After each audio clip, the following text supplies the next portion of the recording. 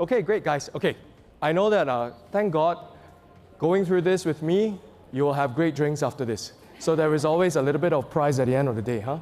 But it's been a really, really long day, and I want to thank everyone for staying through with us and being part of the discussions, and hopefully that you have learned something. I also want to thank many of the speakers, some of who have already had to go off because of other commitments, for being able to contribute to the discussions today. Now, as we're thinking through the closing remarks, I should actually just say that I should have thought about actually charging some marketing dollars for South Pole, for putting a penguin out there. But actually, the reason for putting out a penguin is not about South Pole. I mean, like, if you look at the entire setup of the room, we are always talking about the fact that we're going through a long and cold winter in the carbon markets, right? But it doesn't feel that cold. There is always going to be a spring after a winter. But when we look at the penguins and now this polar bear, we are always reminded that when you're standing just on a very, very small platform, you've always got to ask yourself, can I keep standing here? At some point in time, I've got to jump. At some point in time, I've got to go somewhere else. And for a young penguin especially, taking the first plunge is always going to be a little bit scary. But we have always got to be able to overcome paralysis. Now, today, I want to do the closing by addressing a few questions that I think have come up in the course of the past 2 days of conferences, right? The first is, how do we restore confidence? The second is, how do we shift the narrative? Because clearly we need to have not just a positive narrative, but also a realistic one that can actually speak to the people that we need to reach out to. Because the folks in this room are already the converted, So we cannot afford to just be preaching to the choir. So really, how do we get out of this echo chamber and make sure that our narrative is able to shift to something that can resonate with people who might disagree with us, not for crazy reasons, but for good reasons? We should also be thinking about how to get impact at scale. Because clearly, all the things that we do, if we are only just basically, having pilots and experiments and all that, it's not going to be fun. It's not going to be able to make a dent on the ultimate carbon emissions that we are trying to tackle, right? And which is why we are excited to do this ASEM project, because it is fundamentally driven by commercial logic. It is going to have commercial players come in. We're going to put commercial capital to work. And with that, there is a certain discipline to how we're going to do it. And hopefully with that, we can actually scale and replicate. And ultimately, it comes down to this.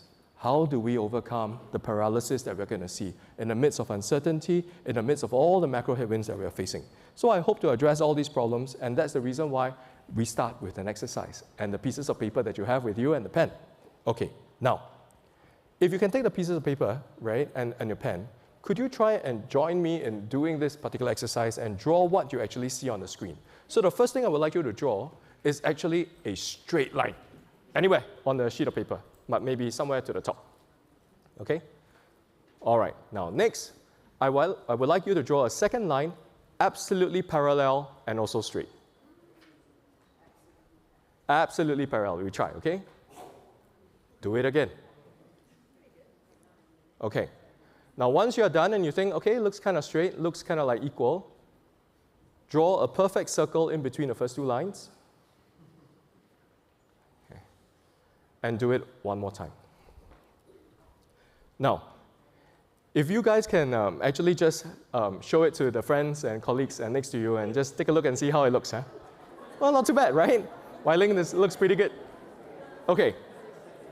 Okay, but if I were to ask all of you the question, how many of you actually managed to draw really straight lines and really perfect circles? Can anybody raise their hands? Amy, really? Okay, we're going to take a look at her drawing, huh? Okay, now, when I try this with some of my audiences, I imagine that, with varying degrees of success, you'll have something that looks a little bit like this. But you will agree with me that it is actually very, very hard. Even if you were to do it carefully, if you do it slowly, to be able to have perfect straight lines and then perfect circles. Now, where am I going with this? I want to show you this particular picture. Anyone can guess who the artist is? Always Jackson Pollock. You look at this kind of a messy picture and a painting, and it's always going to be Jackson Pollock. And how does he actually do this? Well, he's famous for splashing paint on the ground, right?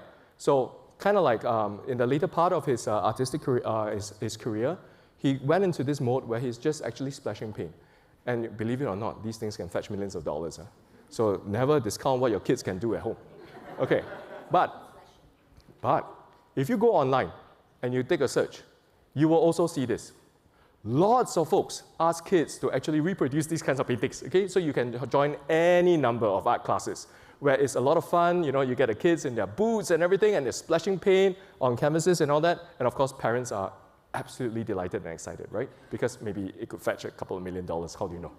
Okay, now, but when you're actually looking at this, you ask yourself, is there any difference? Looks kind of like the same. So could a kid actually produce what an expert artist can actually reproduce? Looks kind of like similar.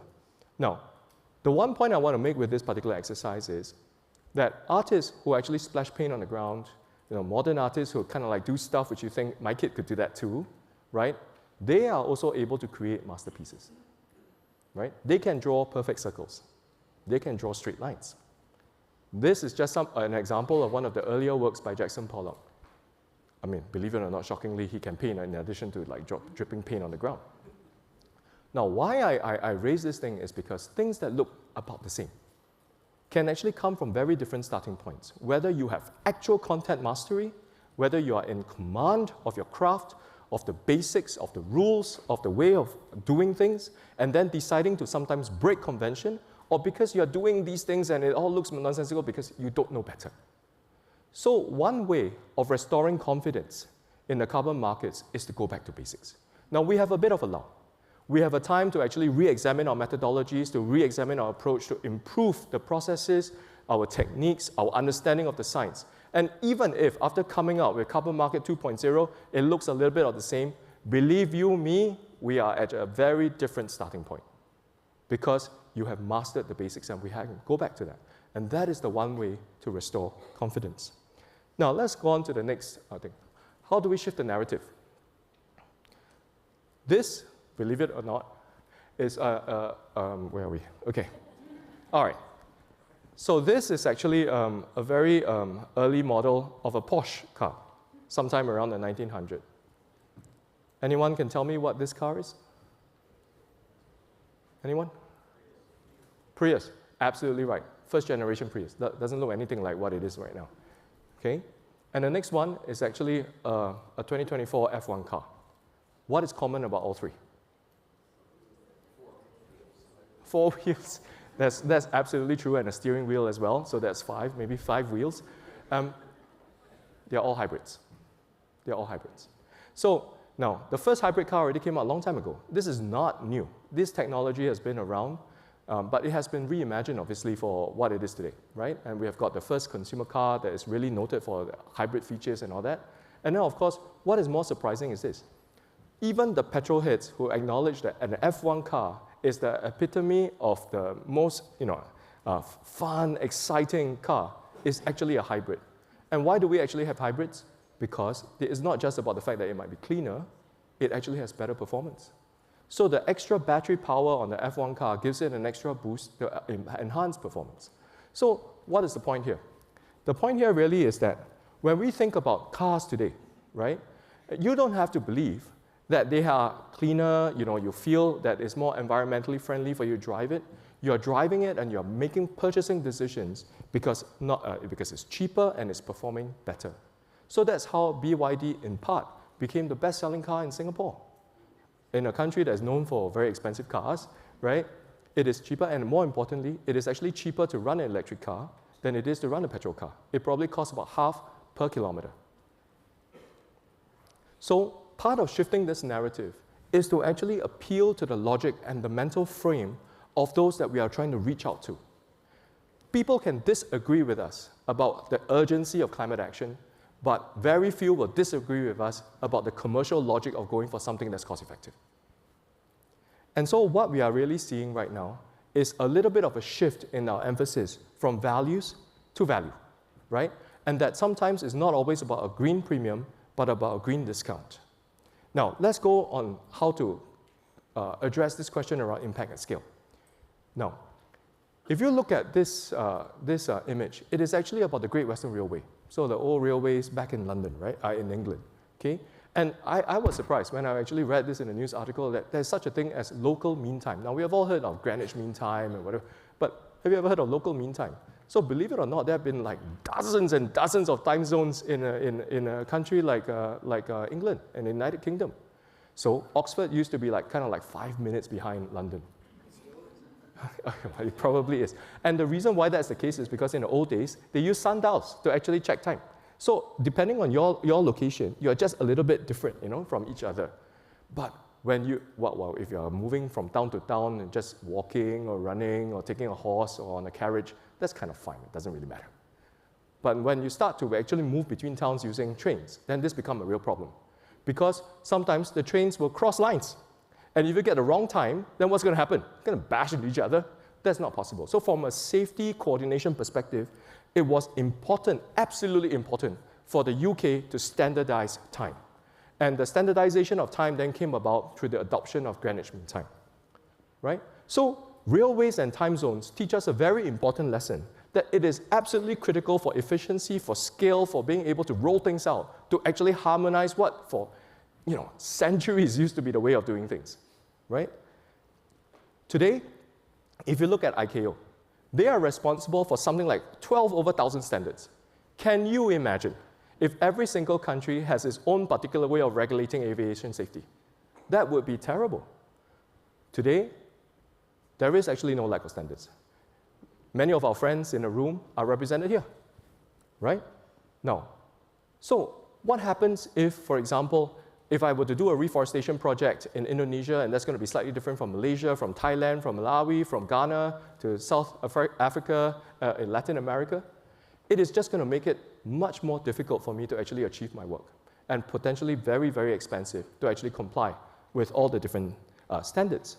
So one aspect of scale is to overcome some of these differences among our standards, our different approaches, and harmonize. There is no shame in actually harmonizing. And one of the difficulties I think that I'm experiencing or I'm seeing is really a confusion between the need for national regulation, which is legitimate, and the need for national standards, which may or may not always be optimal for scaling. Now, last question around overcoming paralysis. This is one of my favorite quotes from a movie, and it is from The Usual Suspects. And this character actually turned out to be potentially the villain in the movie, right? But he acted like some disabled, cripple or something like that. And he made a very important statement. The greatest trick that the devil ever pulled was to convince the world that he doesn't exist. So if you imagine that we are now convinced, you can take your time. Climate action is really not that urgent. If you delay this, it's going to be okay. In fact, what global warming? After all, you're seeing extreme weather patterns, winters are getting colder, you're having blizzards. Why would there be global warming when winters are so harsh now? So, what is the greatest danger? The danger is that of complacency and ignorance when you are facing some of these uncertainties. And amidst uncertainty, what is the greatest threat? The greatest threat that we are going to see is actually paralysis. And that is the reason why we have the theme this year. That even when we chose the theme before some of the more recent developments in the macro environment, we began to realize that as people started to cope with the pressures of inflation, cost of living, macroeconomic slowdown, the attention to what is actually important will be displaced by what is urgent. How do we overcome this? First thing is to lean in with a bias for action. Now, why do I have an image of people skiing? One of the most counterintuitive things that you will learn when you start learning how to ski is that you've got to lean down slope, okay? Now, I learned skiing as an adult, and I must tell you that was one of the most scary instructions, okay, that the instructor ever gave me. How can you imagine that I'm already trying to balance and stay on my feet, and the guy is telling me, lean down slope? Look, your entire body and your mind is telling you, you got to lean up slope, right, so that you're kind of like safer and you're not going to trip and fall. But they're telling you, lean down slope. Now, because that gives you stability, it makes it easier for you to navigate, you will get down that way. So one of the insights really into this is really that you got to lean in with action, because that is probably the more stable equilibrium. And another analogy from sports, cycling. Now, I'm not part of Cirque du Soleil, okay? So I can't stay stationary on a bike and be okay. You have to move. If you are cycling, one of the first things that we tell our kids when you're teaching them how to cycle is you got to move. You got to overcome that fear and move. Because movement, by cycling, moving forward, that's how you are stable, that's how you're going to keep yourself on the bike. So it is very important for us as we keep some of these things in mind around the importance of a bias for action and overcoming paralysis. So we came up with a set of key messages and ideas around how we can actually socialize this and think about how we can have messages for catalyzing the carbon markets and to be able to overcome a paralysis. Now, I'll step through this very quickly. Making sustainably sustainable now. We can't be betting on some commercial effectiveness or commercial viability decades down the road, because today the investment horizon, the macroeconomic environment is not going to allow investors, shareholders, customers, and companies to survive this. Secondly, we've got to lean in with financing for new project types, which is why things like coal transition and other things become very important. If we don't have the courage to be able to fund some of these things despite potential optics and reputational risks, then we are not going to find the solutions that will help us achieve our 2050 mission. We need regulatory certainty, right, and clarity. When the governments and regulators are able to tell us this is okay to buy credits in this particular way, these types of credits for these purposes, more of us will be willing to act. We have to embrace how we can incorporate international credits into compliance regimes. Many of these regimes are going to be in more developed markets naturally. But imagine if we are able to accept international credits that come from the developing world, this becomes a channel for us to channel climate finance from the developed to the developing world by being able to accept credits that come from projects in the developing world. This is a way of being able to catalyze change in the rest of the world too. We have to have clear claim codes, and then after that, more importantly, we have to stop this narcissism of minor differences. These false choices that are forcing us to actually have to choose between two things that are actually important. We don't need to be boxed in like this. So with all these messages, I want to conclude by thanking everyone again for spending time with us. I hope that this has been a fruitful climate summit for all of you, and I hope that over drinks later that we can continue the conversation and find ways to actually partner each other to keep this bias for action going and to overcome paralysis collectively. Thank you.